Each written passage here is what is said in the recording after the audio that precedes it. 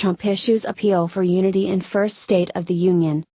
Washington, President Trump challenged Democrats on Tuesday night to join him in overhauling immigration policies and in rebuilding the nation's infrastructure in his First State of the Union address. Speaking to a joint session of Congress, Mr. Trump hailed what he called the extraordinary success of his administration's first year, and largely steered clear of the nationalist rhetoric, political attacks and confrontational tone that have been his calling cards both as a candidate and as a commander-in-chief. Tonight, I call upon all of us to set aside our differences, to seek out common ground and to summon the unity we need to deliver for the people, Mr. Trump said to raucous applause from many Republicans, as Democratic leaders who have bitterly criticized his policies and messaging sat stone-faced in their seats. This, in fact, is our new American moment, Mr. Trump said. There has never been a better time to start living the American dream. In an address remarkably devoid of new policies, Mr. Trump instead recited what he described as his greatest accomplishments and laid out an improbable agenda for a Congress facing midterm elections in the fall. He said he would bring Republicans and Democrats together around a $1.5 trillion infrastructure plan to give us the safe, fast, reliable and modern infrastructure our economy needs and our people deserve. And he dared Democrats to reject what he called a down-the-middle compromise on immigration where nobody gets everything they want, but where our country gets the critical reforms it needs. For over 30 years, Washington has tried and failed to solve this problem, Mr. Trump declared. This Congress can be the one that finally makes it happen. The president avoided the most controversial elements of his presidency, saying nothing about the investigations into Russian interference in the 2016 election and whether Mr. Trump or his associates helped the effort or obstructed justice. The president did not acknowledge the Me Too movement of women speaking out against sexual harassment and assault. He also left out some standard grievances. He did not renew his threats to crack down on so-called sanctuary cities that declined to work with federal immigration authorities, nor did he devote much time to promising to rip up trade agreements. Democrats in the chamber spent much of the speech refraining from applause, scowling at his boasts, and at one point hissing in disapproval at his proposal for restricting the number of family members immigrants can bring to the United States. As he took the dais at the Capitol, Mr. Trump had the weakest approval rating of any president of the modern era entering his second year in office, with 37% of Americans approving of his performance in the job. But Mr. Trump stepped behind the lectern, still popular with his most ardent supporters, who see him as an unpredictable and entertaining commander-in-chief who posts vitriol on Twitter against the advice of the White House staff, the Republican leadership and those closest to him. Mr. Trump built his speech around the theme of heroes, using the stories of ordinary people who had overcome extraordinary challenges, a police officer who adopted the child of a heroin-addicted mother, an Army staff sergeant who won the Bronze Star while fighting in Syria, a North Korean defector who now rescues other defectors, to argue that the state of our union is strong because our people are strong. Most presidents have made sure that there is a choreographed rollout of political messages and policy prescriptions before a State of the Union address.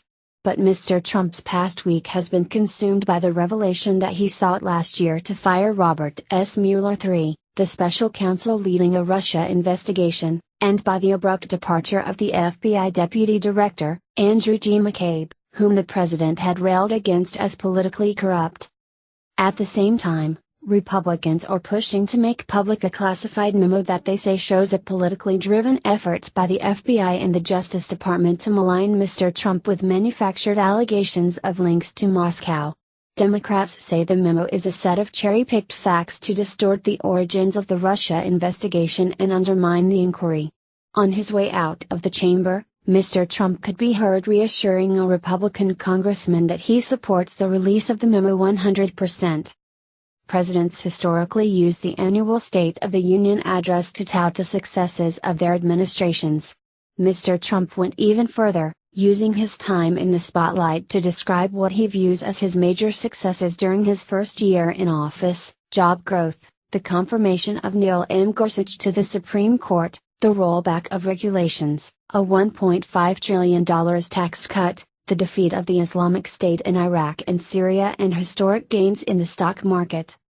Just as I promised the American people from this podium 11 months ago, we enacted the biggest tax cuts and reform in American history, Mr. Trump said. Mr. Trump delivered his roughly 80-minute speech, the longest since President Bill Clinton in 2000, almost verbatim from a teleprompter, staying uncharacteristically faithful to his prepared script as he paused for ovations, savoring an opportunity to promote his agenda and reaching for lofty statements about the strength of what he called one American family.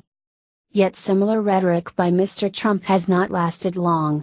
When he addressed a joint session of Congress weeks after his inauguration last year, Mr. Trump called for an end to trivial fights.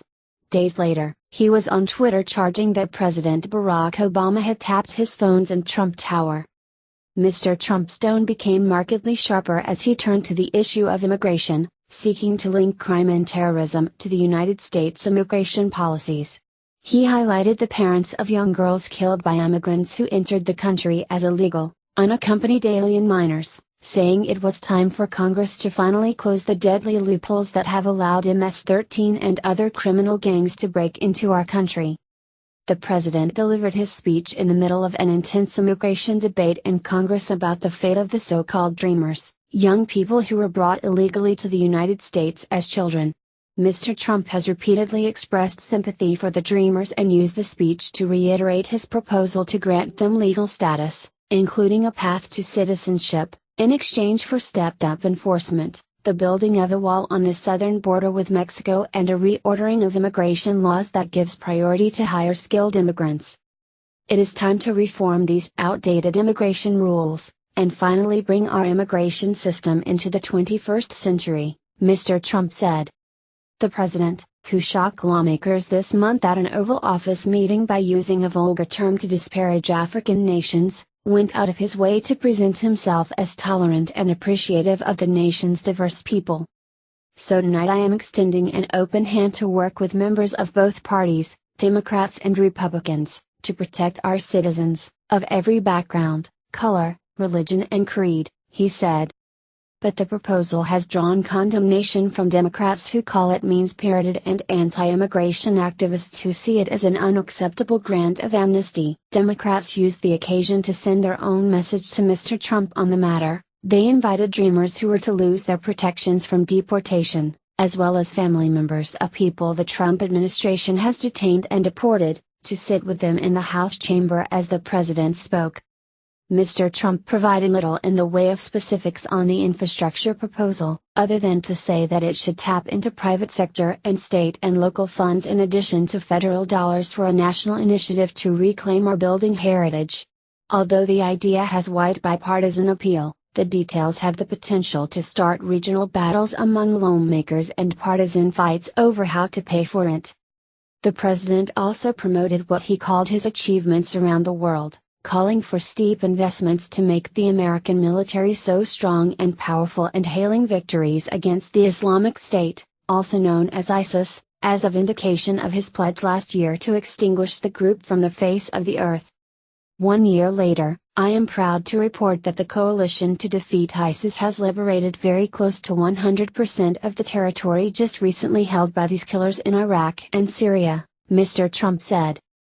Mr. Trump touted his decision to move the American embassy in Israel to Jerusalem, and he announced, as expected, that he has signed an executive order to keep operating the Guantanamo Bay prison, a symbolic act that effectively keeps the detention facility open for business.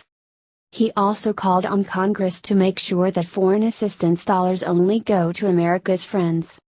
The president included a tough message to the North Korean government and a denunciation of Kim Jong-un as a leader who has brutalized his own people and must be made to relinquish his nuclear program. Adding drama to moment, he paid tribute to previously unannounced guests who wept in the gallery, the parents of Otto Warmbier, a University of Virginia student who died after being detained for 17 months in North Korea. And he hailed the escape of Ji Sung-ho, a North Korean defector who lost his leg before his harrowing journey. Today he has a new leg, but Sung-ho, I understand you still keep those crutches, Mr. Trump said as the young man triumphantly waved the crutches over his head.